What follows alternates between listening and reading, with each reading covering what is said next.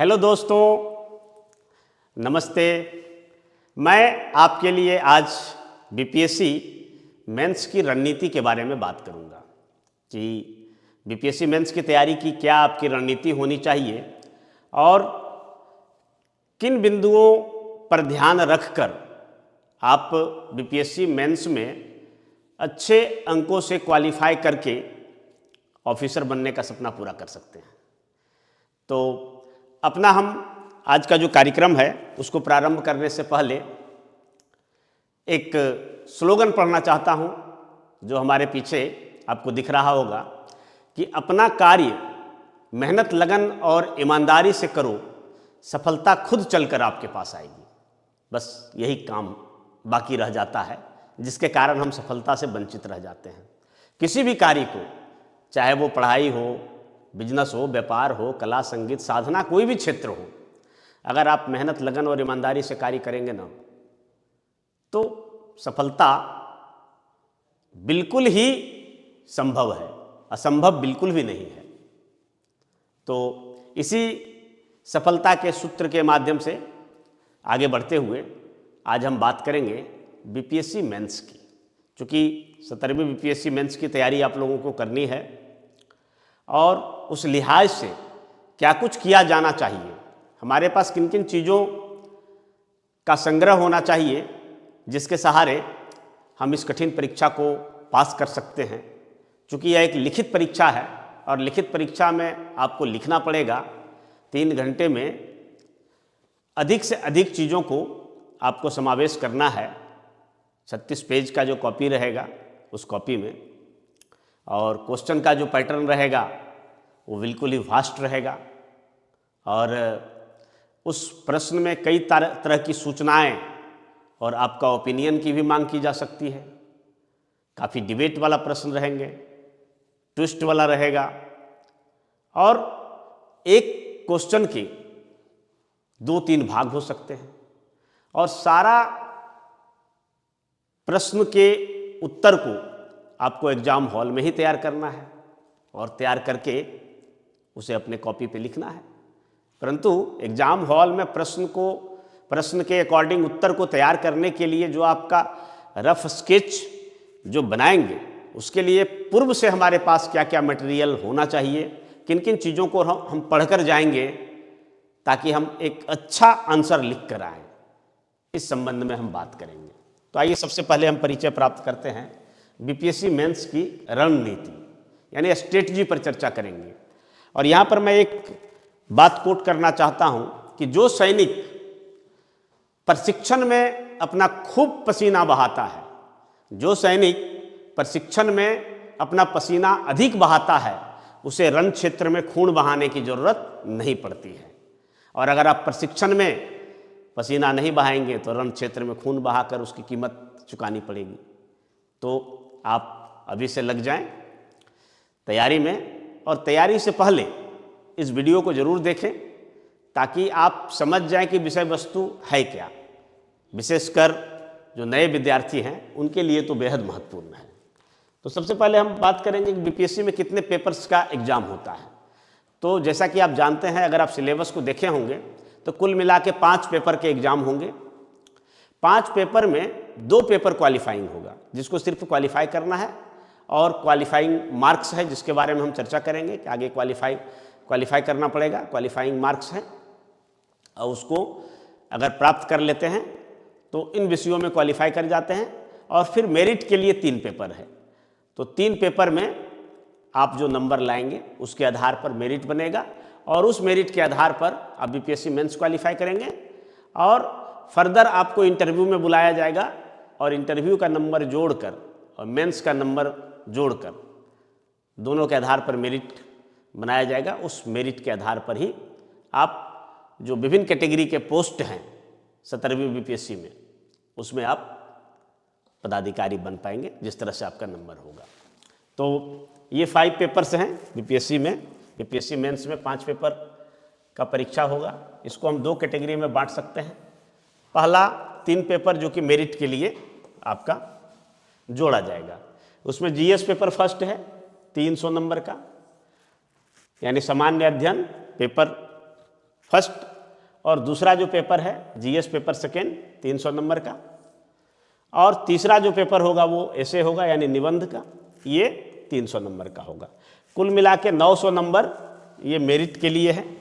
और इनमें से अगर आप 550-600 नंबर ले आते हैं तो ये बहुत अच्छी बात है और ये अच्छा स्कोर होगा। और उसमें से 120 नंबर जो है वो इंटरव्यू के लिए जोड़े जाएंगे। 120 नंबर का इंटरव्यू होगा और उनमें से आप जितना नंबर प्राप्त करेंगे उसको जोड़कर जो दोनों का योग होगा उसी को मेरिट के लिए काउंट किया जाएगा और उसके आधार पर एक मेधा क्रमांक बनेगा। और आपने जो प्रेफरेंस दिया है, पदों का अधिमानता क्रम दिया है, उसके आधार पर तय होगा कि आप यदि बीपीएससी क्वालिफाई करके पास करते हैं तो आपको कौन सा पोस्ट मिलेगा। ठीक है, ये हो गया। अब बाकी के जो 2 पेपर हैं वो क्वालिफाइंग हैं, इसको सिर्फ क्वालिफाई करना है। ये अर्हत प्रवृत्ति के हैं, यानी इसमें अर्हता प्राप्त करना है। इसमें 2 पेपर है, एक है सामान्य हिंदी, तो सामान्य हिंदी भी क्वालिफाइंग है, 100 नंबर का है, मात्र 100 नंबर का। 100 नंबर में से कितना नंबर लाने पर क्वालिफाई करेंगे ये आगे हम चर्चा करेंगे। और वैकल्पिक विषय भी 100 नंबर का है। पहले वैकल्पिक विषय को लिखना पड़ता था, अब वैकल्पिक विषय को लिखना नहीं बल्कि ये एमसीक्यू होगा। वैकल्पिक विषय एमसीक्यू यानी मल्टीपल चॉइस टाइप क्वेश्चन होंगे। और ठीक जिस प्रकार से पीटी परीक्षा में आप लोगों ने सर्किल को डार्क किया है, उसी तरह से जो ऑप्शन होंगे सही ऑप्शन उससे सर्किल को डार्क करना है। और इसका जो मिनिमम क्वालिफाइंग कट ऑफ है उसको पार करने के बाद आप इसको क्वालिफाई कर जाएंगे। जबकि हिंदी की बात करें तो हिंदी जो है वो एमसीक्यू नहीं होगा। हालांकि हिंदी में ऑब्जेक्टिव क्वेश्चन भी रहेंगे, सब्जेक्टिव भी रहेंगे, लेकिन ये लिखने वाला होगा, यानी इसको लिखना है। तो ये कुल मिला के जो मेंस का जो 5 पेपर है उसका एक तरह से लबोलुबाव यही है। अब है क्या कि आगे हम प्रत्येक जो सब्जेक्ट है यानी 5 पेपर का जो परीक्षा होगा उसको हम अलग अलग समझने का प्रयास करेंगे कि किस तरह से नंबर होगा। तो सामान्य हिंदी की अगर बात करें तो सामान्य हिंदी ये 100 अंक का होगा, जो कि पहले ही मैंने बताया है। और ये जो परीक्षा होगा वो वर्णात्मक टाइप का होगा, यानी इसमें आपको लिखना है। 2 तरह के प्रश्न रहेंगे इसमें, एक यानी दीर्घ उत्तरीय रहेगा यानी लिखने वाला, और दूसरा जो है लघु भी रहेगा। कोई प्रश्न तो एक शब्द लिखने से भी काम चले जाएंगे। अब सामान्य हिंदी की बात करें तो 100 नंबर का डिवीजन किस प्रकार से होगा, तो एक इसमें निबंध होगा,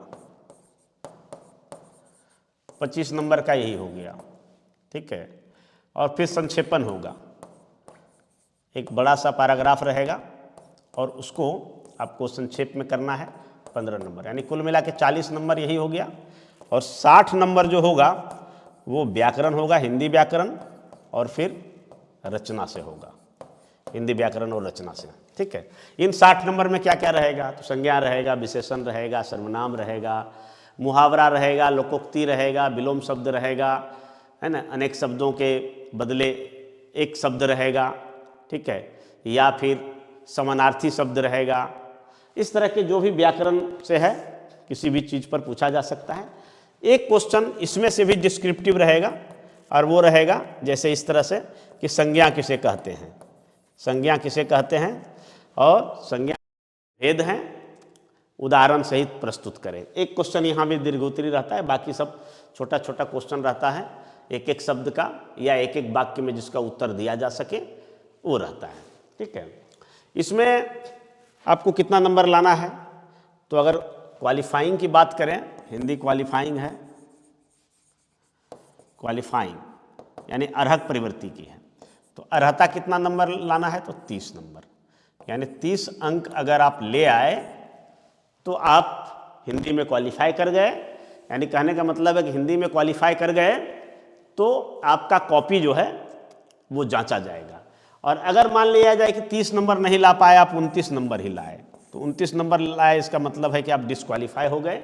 आगे आप जीएस पेपर 1, जीएस पेपर 2, निबंध जो मेरिट वाले पेपर्स हैं उसमें कितना भी अच्छा लिखें, आपका कॉपी आगे जांच ही नहीं किया जाएगा, यानी सबसे पहले हिंदी का कॉपी जांच किया जाएगा। इसलिए बहुत बार क्या होता है कि इसमें भी हालांकि बहुत अधिक सीरियसली नहीं लेना है, लेकिन फिर भी बहुत बार क्या होता है, जो अंग्रेजी माध्यम के विद्यार्थी होते हैं वो पता चला कि सारा एग्ज़ाम लिखा और हिंदी में ही फेल हो गया। तो ये नहीं करना है, हिंदी में 30 नंबर लाना है। इसके लिए है क्या कि जब आप जाएंगे तो कम से कम 2 दिन पहले आप निबंध लिखने का प्रैक्टिस तो पहले से होता ही सबका है, संक्षेपण लिखने का प्रैक्टिस कर लें और फिर व्याकरण को 1-2 बार पढ़ लें, इसमें मुहावरा हो और ये सब चीज़ें, तो ये आपका हो जाएगा, आराम से 30 नंबर आ जाएगा। जो इंग्लिश मीडियम के विद्यार्थी हैं उनके लिए, हिंदी मीडियम के विद्यार्थियों का ऑलरेडी व्याकरण ठीक ठाक रहता है, तो उसके लिए है कि थोड़ा बहुत रिवीजन कर सकते हैं तो ये चल जाएगा। अब आइए, हिंदी हो गया क्वालिफाई, 30 नंबर ले आए, क्वालिफाई कर गए। अब दूसरा पेपर आ जाइए जीएस। तो जीएस का जो पेपर है ये 300 नंबर का होगा। कितना नंबर का होगा? तो 300 नंबर का होगा जीएस का पेपर, और इसके 3 सेगमेंट होंगे, यानी पार्ट 1, पार्ट 2, पार्ट 3 करके 3 सेगमेंट होंगे।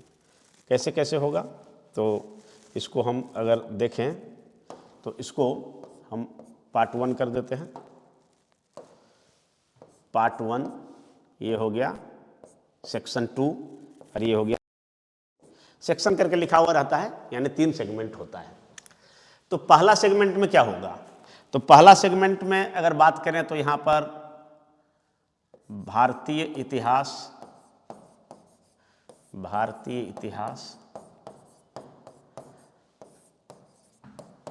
कला एवं संस्कृति।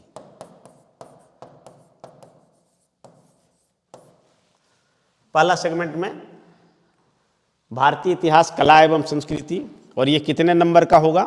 तो ये होगा 114 नंबर करके, 114 नंबर इसमें लाना है। और कितना प्रश्न लिखना है? तो कुल मिला के देखिए, इसमें पहला जो प्रश्न रहेगा ये रहेगा अनिवार्य, यानी इसको लिखना है, और ये जो है 4 भाग में रहेगा, ठीक है, सभी को लिखना है। फिर जो है दूसरा नंबर प्रश्न जो है, तो ये भी अनिवार्य रहेंगे, और इसमें 2 ऑप्शन रहेगा, यानी अथवा करके चाहे इसको लिखिए चाहे उसको लिखिए। और फिर जो है तीसरा नंबर प्रश्न रहेगा, इसमें भी 2 ऑप्शन रहेगा, चाहे ऊपर वाला लिखिए या अथवा करके नीचे में रहेगा उसको लिखिए। तो कुल मिला के आपको इसमें कितना नंबर लिखना है? तो 3 प्रश्न लिखना है। कितना प्रश्न लिखना है? 3 प्रश्न लिखना है, और प्रत्येक के लिए नंबर होंगे, वो होगा 38 नंबर। तो अगर 38 को 3 से गुना करेंगे तो 114 अंक जो है आपको भारतीय इतिहास, कला एवं संस्कृति के लिए मिलेगा। इसमें अधिकतम आप जितना प्राप्त कर लें ये आपके ऊपर डिपेंड करता है। फिर दूसरा जो सेगमेंट होगा, दूसरा सेगमेंट होगा समसामयिकी, यानी करेंट अफेयर्स।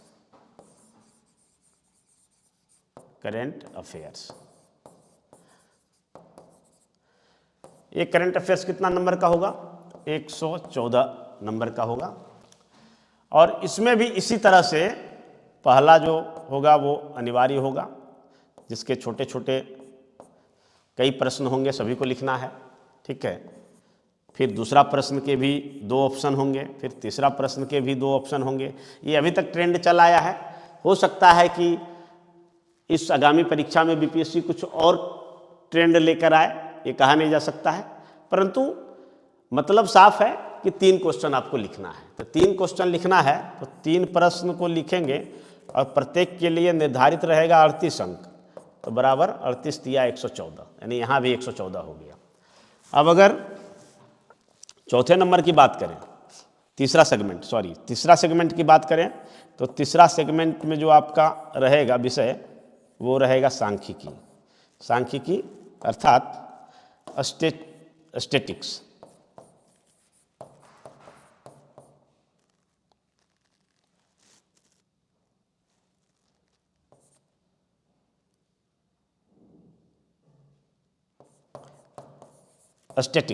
ठीक है, सांख्यिकी। तो सांख्यिकी में आपको 2 प्रश्न लिखना होगा। 2 प्रश्न का एक तरह से हिसाब होता है, हिसाब बनाना पड़ेगा मैथ के जैसा। और ये 2 प्रश्न, प्रत्येक प्रश्न 36 नंबर का होगा, यानी इसमें 72 नंबर। तो इस तरह से ये 114, ये 114 और यहाँ पर हम अगर 72 नंबर को जोड़ेंगे तो कुल मिला के ये जो पेपर होगा वो 300 नंबर का होगा। ठीक है, अब इस 300 नंबर में आप जितना अच्छा से लिखेंगे उतना आपको नंबर मिलेगा। और अगर आप इस 300 नंबर में से लगभग 160-70 नंबर तक ले आते हैं तो ये एक बहुत अच्छा स्कोर माना जाएगा और आप टॉपर्स रैंक में भी शामिल हो सकते हैं। ठीक है, तो ये हो गया दूसरा पेपर। तीसरा पेपर को अगर आप देखिएगा तो तीसरा पेपर में ये जनरल स्टडीज पेपर 2 यानी सामान्य अध्ययन पत्र 2।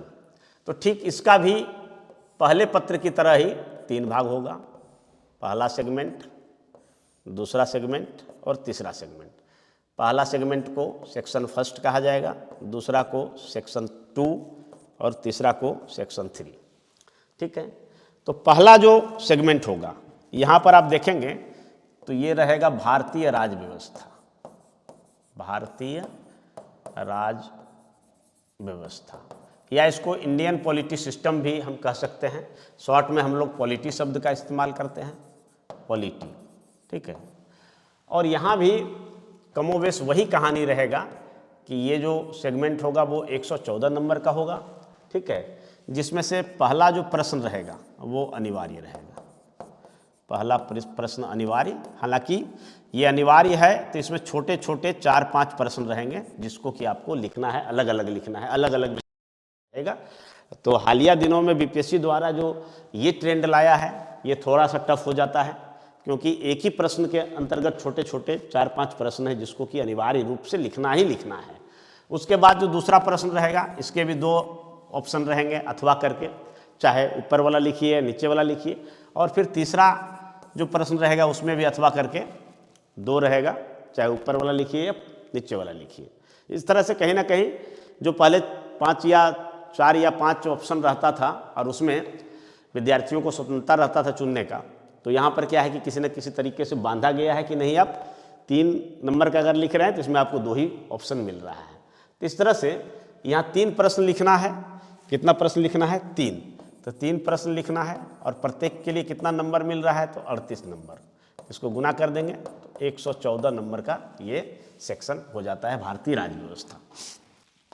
दूसरा अगर सेगमेंट की बात करें तो दूसरा सेगमेंट आपका आता है भूगोल एवं अर्थव्यवस्था, भूगोल एवं अर्थव्यवस्था। ठीक है, भूगोल एवं अर्थव्यवस्था। अब इसमें भी जस्ट जो है यही कहानी है, ऊपर वाला की तरह। पहला क्वेश्चन रहेगा जिसमें कि छोटे छोटे सेगमेंट रहेंगे, छोटा छोटा क्वेश्चन रहेगा, इसको लिखना है। ये अनिवार्य है, अनिवार्य रूप से इसको लिखना है। फिर दूसरा है, दूसरा में भी अथवा करके 2 प्रश्न रहेंगे। और फिर तीसरा है, तीसरा में भी अथवा करके 2 प्रश्न रहेंगे। यहाँ गौर करने वाली बात है कि जो भूगोल एवं अर्थव्यवस्था, नाम तो भूगोल एवं अर्थव्यवस्था है, परंतु भूगोल से संबंधित मात्र 1 क्वेश्चन रहेगा इस 3 में से। या जो अगर इसको देख लें तो यहाँ पर कुल मिला के 5 प्रश्न हो जाता है, अगर अथवा करके 2 इसमें है, 2 इसमें है और 1 इसमें। तो इसमें से भूगोल से संबंधित मात्र 1 सवाल रहेगा और 3 सवाल लगभग जो है अर्थव्यवस्था से ही रहेगा, 3 या 4 सवाल। यानी यहाँ पर ज़्यादा स्कोप जो है वो इकोनॉमिक्स का है। ठीक है, ज्योग्राफी एंड इकोनॉमिक्स। तो यहाँ से इकोनॉमिक्स से ही ज़्यादा क्वेश्चन रहेगा। यानी कहने का मतलब है कि आप 1 क्वेश्चन भूगोल से लिख सकते हैं और 2 क्वेश्चन अर्थव्यवस्था से। ऐसा लिखने की स्वतंत्रता नहीं है, लेकिन क्वेश्चन पूछने का जो पैटर्न है वो इसी प्रकार है। अब देखिए कि यहाँ पर 3 प्रश्न लिखना है। कितना प्रश्न लिखना है? 3 प्रश्न।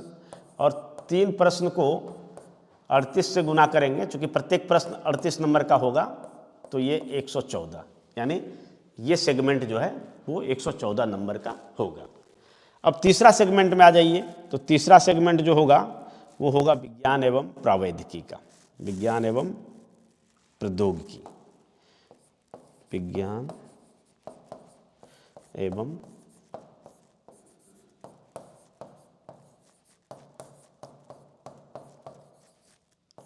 विज्ञान एवं प्रौद्योगिकी। विज्ञान एवं प्रौद्योगिकी की बात करें तो इसको आप इंग्लिश में साइंस एंड टेक्नोलॉजी भी कह सकते हैं, साइंस एंड टेक। ठीक है, तो यहाँ पर क्या है कि यहाँ से 2 प्रश्न लिखना है, 2 प्रश्न लिखना है। विज्ञान, यहाँ पर विज्ञान का मतलब हुआ कि जो क्वेश्चन होंगे वो साइंस के एप्लीकेशन होंगे, यानी विज्ञान जो हमारे लिए है तो मानव कल्याण के लिए विज्ञान कितना उपयोगी है, कौन कौन सा फील्ड है जहाँ की मानव का कल्याण हो सकता है विज्ञान के लिए। यानी ये बिल्कुल जो है साइंस का अप्लाइड क्वेश्चन होता है, अप्लाइड वर्जन का होता है, एक तरह से एप्लीकेशन ऑफ साइंस होता है, ये क्या हमारे लिए लाभदायक है, तो वहाँ से प्रश्न रहेंगे। तो यहाँ पर क्या है कि आपको 2 प्रश्न लिखने पड़ेंगे और 36 नंबर करके प्रत्येक प्रश्न होगा, और इस तरह से 36 दूना 72, और ये 114, 114 और 72 ये तीनों को जोड़ेंगे तो कुल मिला के ये 300 नंबर का होगा सेकेंड पेपर। ठीक है, तो ये आपका जनरल स्टडीज़ पेपर 2, ये दोनों काफ़ी वाइटल पेपर है, जनरल स्टडीज़ पेपर 1 और जनरल स्टडीज़ पेपर 2। इसमें विद्यार्थियों को मेहनत भी करना पड़ता है, कई सारे सब्जेक्ट्स होते हैं, इसमें 7-8 सब्जेक्ट्स हो जाते हैं, तो इसको पढ़ना पड़ता है। तो निश्चित तौर पर यहाँ पर हम जो 7-8 क्लास से जो पढ़ते हैं उसका भी फ़ायदा मिलता है बहुत बार। इसीलिए क्या है कि NCERT बुक्स को बहुत अच्छे ढंग से पढ़ना चाहिए, तभी आप मेंस अच्छा से लिख सकते हैं, और जो लेखन प्रैक्टिस है वो भी काफ़ी ज़रूरी होता है। अब हम बात करते हैं चौथे पेपर का, तो निबंध। तो निबंध भी 300 नंबर का है, निबंध भी 300 नंबर का है, और इसको भी 3 सेगमेंट में बांटा गया, यानी 3 प्रश्न आपको लिखने होंगे। 3 प्रश्न कैसे कैसे, तो यहाँ भी सेक्शन 1, सेक्शन 2, 3, ये 3 सेक्शन से। तो अब देखिए 2 बार अभी तक निबंध पूछा गया है बीपीएससी में, 68वीं बीपीएससी और 69वीं बीपीएससी। तो 68वीं बीपीएससी और 69वीं बीपीएससी के क्वेश्चन में ये सेगमेंट वाइज अगर हम देखें तो उसका एनालिसिस थोड़ा सा मुश्किल हो जाता है, क्योंकि जो 68वीं बीपीएससी में पूछा गया था, 68th बीपीएससी में जो पूछा गया था उसमें अलग पैटर्न था, और वही 69th बीपीएससी में जो पूछा गया उसमें अलग पैटर्न है। अगर दोनों को मिला दें तो मिला के हम यही पाते हैं कि पहला जो सेगमेंट था ये एक तरह से इनमें विषय जो था वो सामाजिक विषय भी था, सामाजिक विषय था, ठीक है, सामयिक विषय था,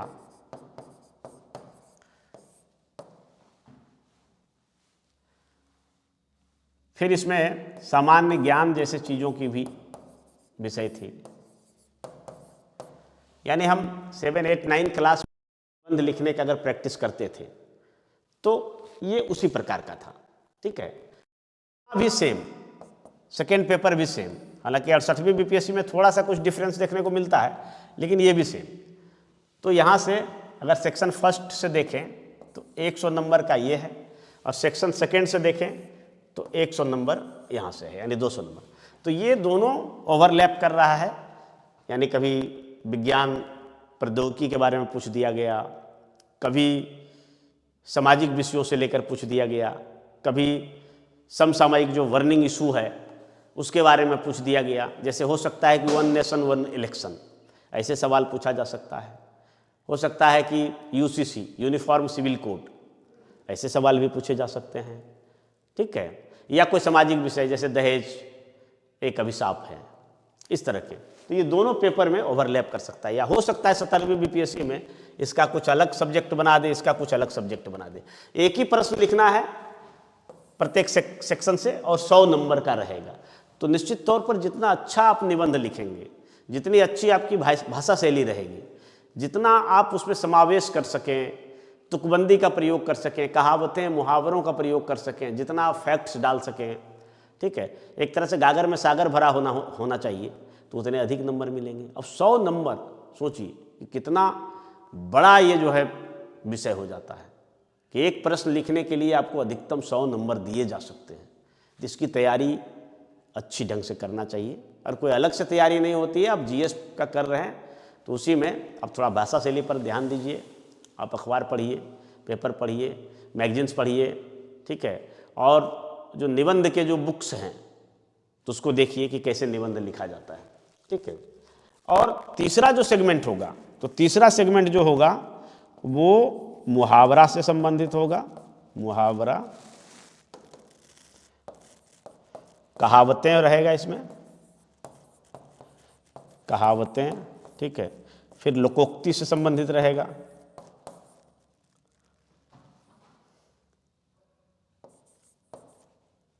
ठीक है, लोकोक्ति। इस तरह का विषयों से संबंधित हो सकता है, जैसे खोदा पहाड़ निकली चूहिया, नाच न जाने आंगन टेढ़ा, ठीक है, मूस मुटैयन लोढ़ा हुई है, ना हाथी ना घोड़ा हुई है।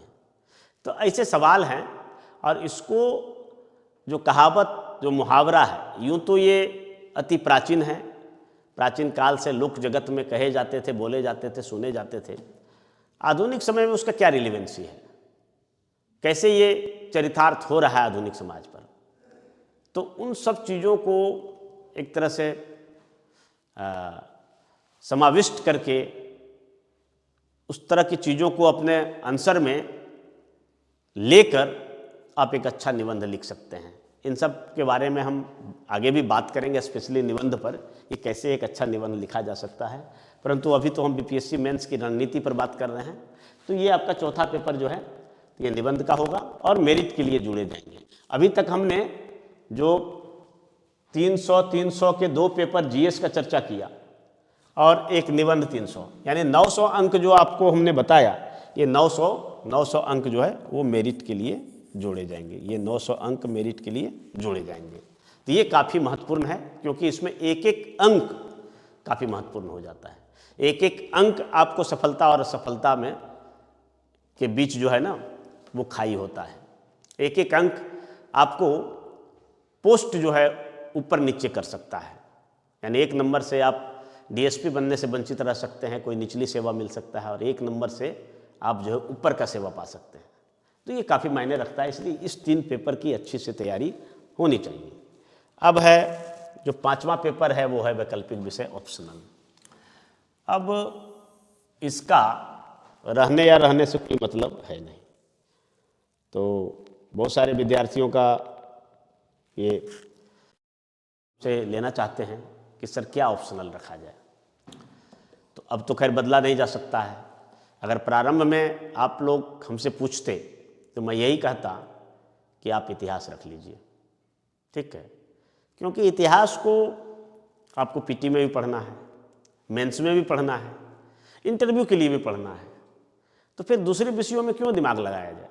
क्वेश्चन ऑब्जेक्टिव पूछा जा रहा है, तो अगर आप यहाँ पर राजनीति शास्त्र ले लेते हैं या कोई ऐसा विषय, कुल मिला के 34 विषय यहाँ पर प्रोवाइड किया जाता है, 34 सब्जेक्ट बीपीएससी द्वारा दिया जाता है।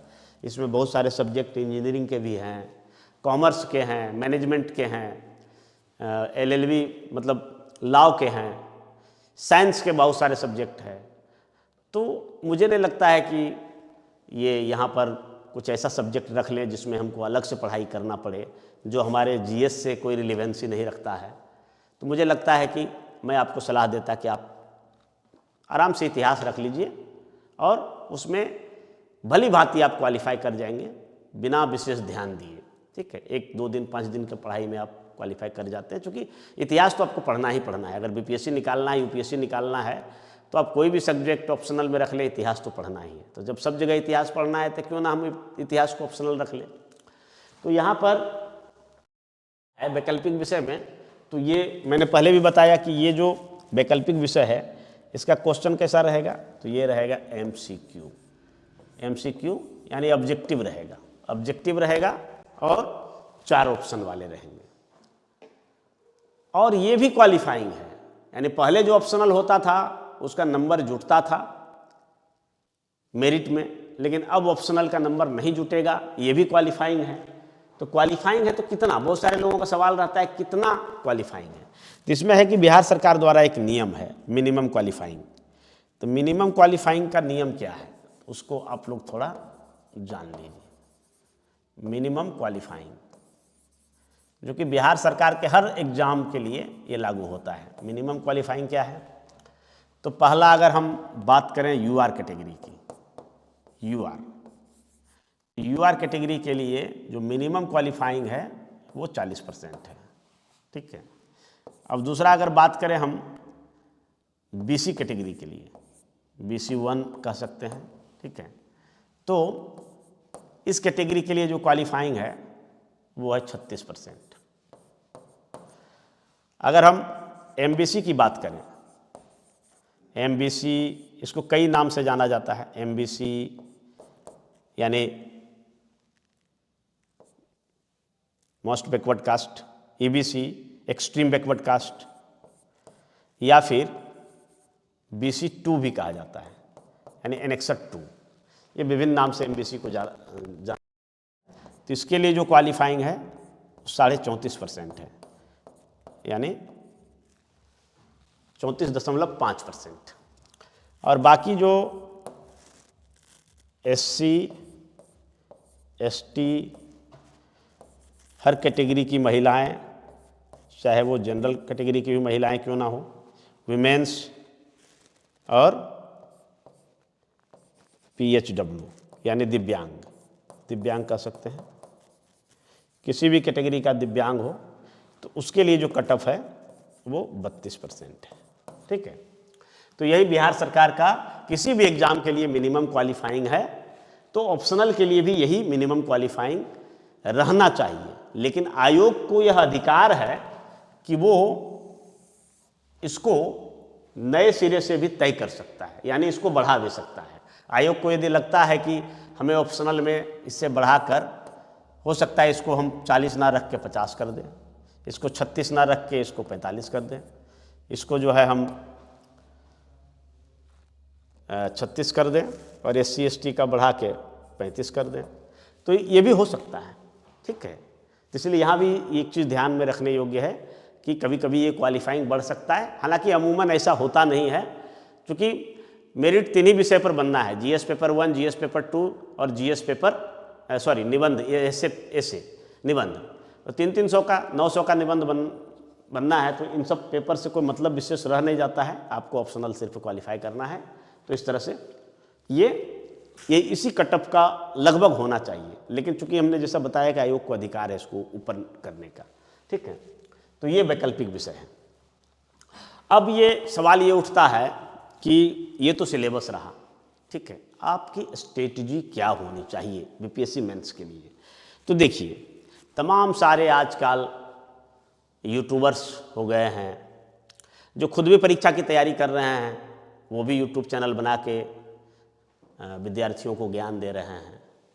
कुछ कॉमेडी टाइप के सर्कस करने वाले टीचर जो है इस क्षेत्र में आकर बहुत नेम फेम कमा लिए, जिन्होंने खुद एक कभी सिपाही और चपरासी का एग्ज़ाम नहीं निकाला, वो भी पढ़ा रहे हैं।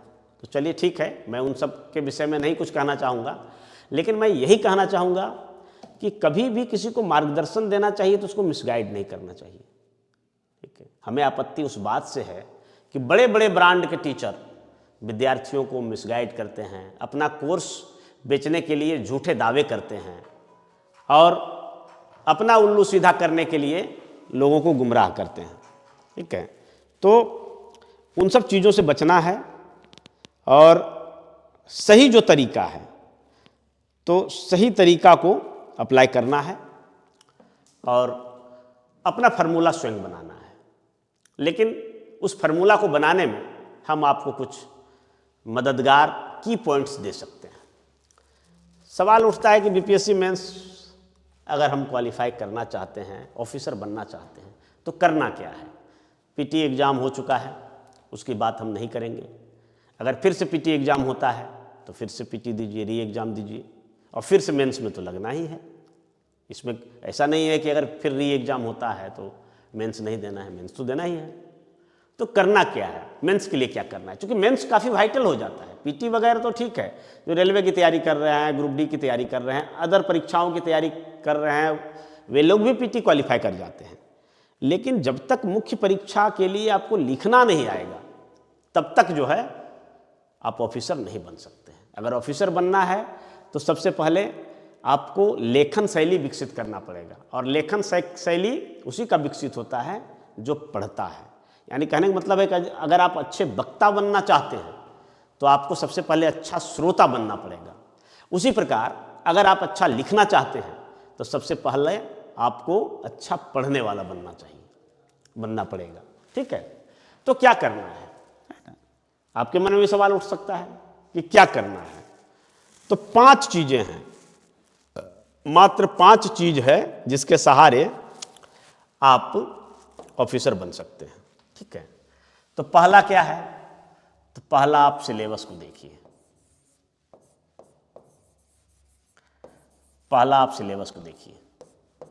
ठीक है, कि बीपीएससी का सिलेबस क्या है। बहुत बार लोग आउट ऑफ सिलेबस भी पढ़ाने लगते हैं, मतलब नहीं है। आप सिलेबस को फॉलो करिए। लेकिन एक चीज़ है कि बीपीएससी का जो मेंस का सिलेबस है तो वो काफ़ी डिटेल्ड में नहीं है, मोटे मोटे शब्दों में लिख दिया गया है। तो काफ़ी सारे विद्यार्थी कंफ्यूज रहते हैं कि वास्तव में पढ़ना क्या है। तो मुझे लगता है कि बीपीएससी का सिलेबस डिटेल होना चाहिए, तो उस डिटेल सिलेबस को हमने बनाया है। ठीक है, आप हमारे चैनल पर जाकर देख भी सकते हैं कि किस तरह से डिटेल सिलेबस हम बनाए गए हैं। आगे भी हम आपके लिए डिटेल सिलेबस लेकर आएंगे। ठीक है, परंतु यह डिटेल सिलेबस आप भी बना सकते हैं। कैसे बना सकते हैं? तो बीपीएससी द्वारा पूछे गए आज तक के प्रश्नों के लिए आप क्वेश्चन बैंक लीजिए और क्वेश्चन बैंक लेकर उसको एक तरह से ट्रेंड एनालिसिस देखिए, ये किस तरह से क्वेश्चन पूछे गए हैं, कहाँ कहाँ से क्वेश्चन पूछे गए हैं। तो उससे आपका सिलेबस में जो कमी है वो पूरा हो जाएगा। यानी दूसरा आपके पास क्या होना चाहिए? तो दूसरा ये होना चाहिए कि PYQs यानी प्रीवियस ईयर्स क्वेश्चन, यानी पिछले साल का प्रश्न, प्रीवियस ईयर्स क्वेश्चन, पिछला प्रश्न। ठीक है, अब ये सिलेबस क्या है? सिलेबस सफलता तक जाने का एक रास्ता है। ठीक है, और उस रास्ता पर चलने के लिए आपको अगर कोई गाड़ी की ज़रूरत पड़ती है, कोई वाहन की ज़रूरत पड़ती है, या कोई मार्ग बताने वाला ज़रूरत पड़ता है, तो वो है PYQs। यानी ये दोनों आप अवश्य रखिए, सिलेबस और PYQs को। और ये एक बार नहीं बल्कि हर 2 दिन 3 दिन में आप सिलेबस और PYQs को देखते रहिए कि बीपीएससी द्वारा पहले किस प्रकार के क्वेश्चन पूछे जाते थे, आज के दौर में किस प्रकार के प्रश्न पूछे जाते हैं। तो इसको हमेशा देखते रहना पड़ेगा, उसी अनुसार से आपको तैयारी करते रहना पड़ेगा, और तभी पता चलेगा कि आप जिस रास्ते पर चल रहे हैं वो रास्ता सही है, कहाँ तक पहुँचे।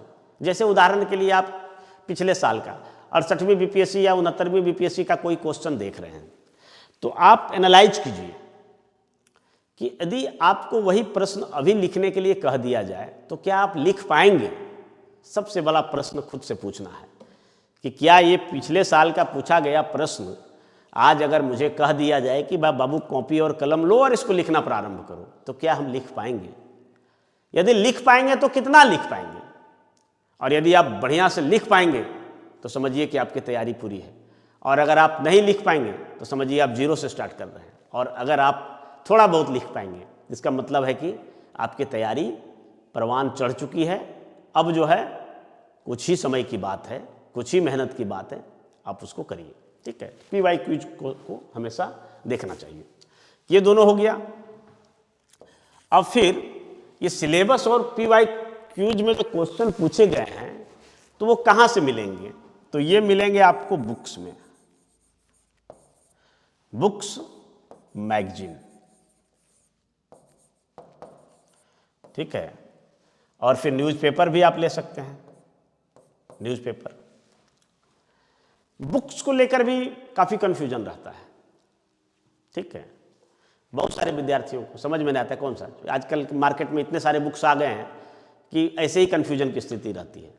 और सच तो पूछें तो एक ही कंटेंट को लेकर, एक ही मटेरियल को लेकर इतने सारे प्रकाशन आ गए, ना कोई नयापन है, ना कोई स्पेशल क्रिएशन है, ना कोई मौलिकता है। एक दूसरे को कॉपी करके रंगारंग पृष्ठों में निकाल रहे हैं, विद्यार्थियों को लुभा रहे हैं। अब विद्यार्थी भी पता चल रहा है कि एक ही सब्जेक्ट की, एक ही टॉपिक का, एक ही कंटेंट मटेरियल का 4-4, 5-5 बुक खरीद रहे हैं। तो ये पैसों की बर्बादी है, समय की भी बर्बादी है। इन सब चक्कर में नहीं पड़ना है। हालांकि एक कहावत को मैं यहाँ कोट करना चाहूँगा कि कुछ लोग कहते हैं कि 10 किताबों को खरीदने से बढ़िया है कि एक ही किताब को 10 बार पढ़ लें। इससे मैं पूरी तरह से सहमत नहीं हूँ। कुछ हद तक सहमत हुआ जा सकता है कि विद्यार्थी केवल किताबों का जखीरा जमा करने में रह जाते हैं और इस कारण से वो पढ़ नहीं पाते हैं।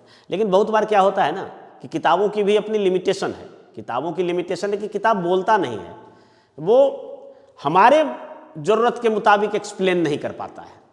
वो लिखा हुआ है, चूँकि वो स्टैटिक है, वो वेरिएबल नहीं है। और जो टीचर होते हैं, जो मार्गदर्शन होता है, वो आपकी ज़रूरत के अनुसार से उसको एक्सप्लेन करेगा। वो वेरिएबल होते हैं, ठीक है। अलग तरह से एक उदाहरण से नहीं समझे तो दूसरे उदाहरण से समझाएंगे, तीसरे उदाहरण से समझाएंगे, कोई और मेथड से समझाएंगे। तो यही कारण है कि किताब और टीचर ये दोनों एक दूसरे के पूरक होते हैं। और अगर जो है आपको टीचर की कमी है तो कम से कम हम कहेंगे एक सब्जेक्ट की 2 राइटर का, 2 प्रकाशक की किताबें रहनी चाहिए। तो इसमें हम ये जोड़ सकते हैं कि 10 किताबें खरीदने की अपेक्षा या 10 किताबें पढ़ने की अपेक्षा बेहतर है कि 2 या 3 बुक्स को 10 बार पढ़ लिया जाए।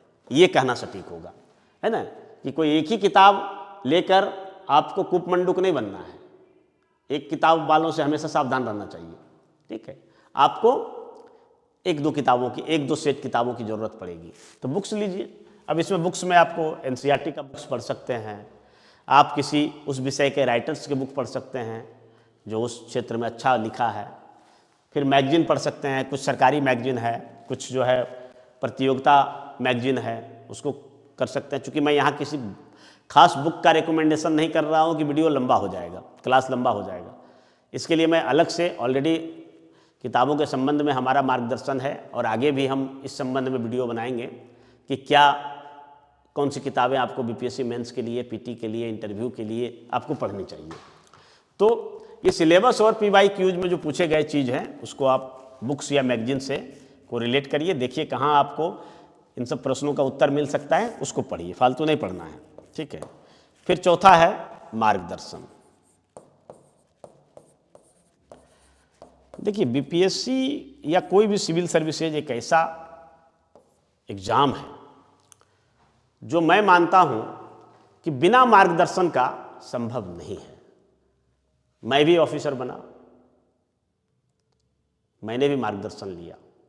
हालांकि मुझे कोचिंग में पढ़ने का अवसर तो नहीं मिला, परंतु हमारे कई सीनियर्स थे, कई अग्रज थे, कुछ बैचमेट्स थे, यहाँ तक कि कुछ जूनियर थे, उनसे भी हमने सहयोग लिया और होल एंड सोल हम ऐसे नतीजों पर पहुँचे जब हम BPSC के जो प्रश्न होते हैं उसको हम सॉल्व कर सकते थे, तो जाके एग्ज़ाम क्वालिफाई हुआ। तो मार्गदर्शन तो ज़रूरी है।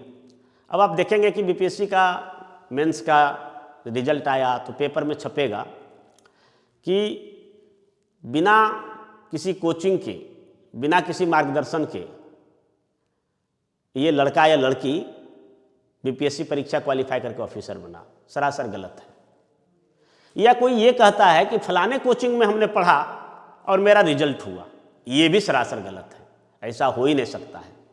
ना किसी एक इकलौता कोचिंग या किसी इकलौता टीचर में दम है जो किसी व्यक्ति को ऑफिसर बना दे, और ना ही किसी बंदे में ऐसा दम है कि जो बिना मार्गदर्शन का ऑफिसर बन जाए।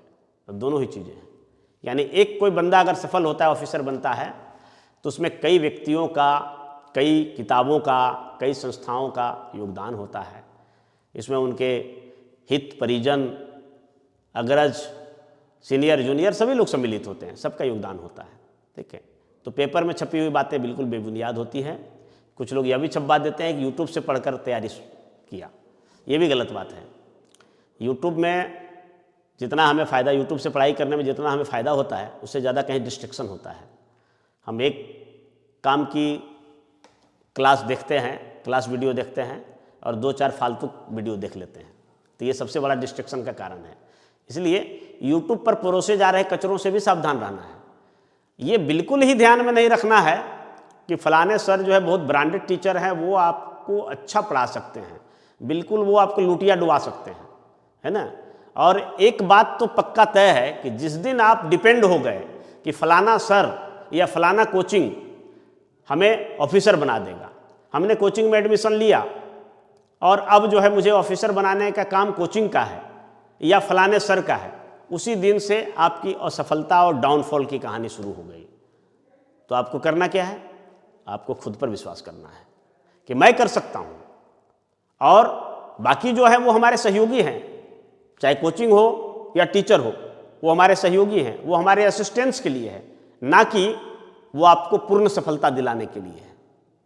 तो कभी भी ऐसे व्यक्तियों से सावधान रहें जो यह कहता हो कि मैं आपको सफलता की गारंटी लेता हूँ। सफलता की गारंटी कोई नहीं ले सकता है। अगर सफलता की गारंटी कोई ले सकता है तो वो खुद आप ले सकते हैं, ठीक है। इसलिए YouTube पर परोसे जा रहे कचरों से सावधान रहना है। कोई ब्रांडेड टीचर हैं जो बहुत फेमस है, नेम फेम है, करोड़ों अरबों कमाई कर रहे हैं, उनसे भी सावधान रहना है। तो आपको मार्गदर्शन कहाँ से लेना है? जो इजीली अवेलेबल हो। और इजीली अवेलेबल कौन हो सकते हैं? जो आपको आपके सीनियर हों, जो आपके अग्रज हों, हो सकता है कभी आपके जूनियर भी आपकी मदद कर दें। आसपास में उपलब्ध टीचर हो, वैसा टीचर, वैसा अग्रज, वैसा सीनियर जो आपकी ज़रूरत की चीज़ें पढ़ाए, ना कि वो अपनी ज्ञान झाड़ने के लिए, अपनी विद्वता झाड़ने के लिए वो सब सारी चीज़ें आपको पढ़ा दे जो बीपीएससी एग्जाम के लिए ज़रूरत ही नहीं है।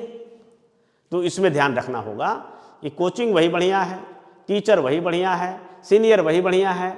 जहाँ आपको समझ में नहीं आ रहा है उस प्रॉब्लम को, उस गुत्थी को वो सुलझा दे, तो वही टीचर बढ़िया है। तो यूट्यूब के कचरों से बचना है, ठीक है। तो मार्गदर्शन जरूरी है, और मार्गदर्शन वैसा ही होना चाहिए कि आपके अपने अकॉर्डिंग जो टीचर, जो कोचिंग, जो संस्थान या जो भी आपके सीनियर जूनियर हो मदद कर दे, उनका मार्गदर्शन लेना है, कोई ब्रांडेड टीचर का नहीं लेना है, ठीक है। और 5वां नंबर में है स्वयं का बनाया हुआ नोट्स, स्वयं नोट्स, ठीक है। तो अब आपने PYQs को देखा, सिलेबस को देखा, बुक्स और मैगजीन भी पढ़ लिया, मार्गदर्शन भी दे लिया। अब जो है स्वयं का नोट्स बनाना है।